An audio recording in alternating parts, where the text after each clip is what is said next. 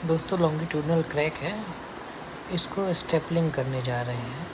तो पहले एक क्रैक को जो है 1 इंच में कट कर लेते हैं। क्रैक को देख रहे हैं, वो प्रॉपर कट करके क्लीन कर लेंगे। और ट्रांसफर डायरेक्शन में भी जो मार्किंग हुआ है ना, ये भी कट कर लेंगे।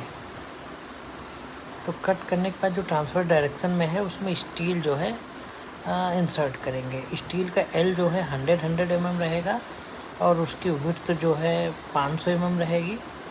और 100 mm पुट करके उसके बाद उस पर जो है केमिकल डाल देंगे।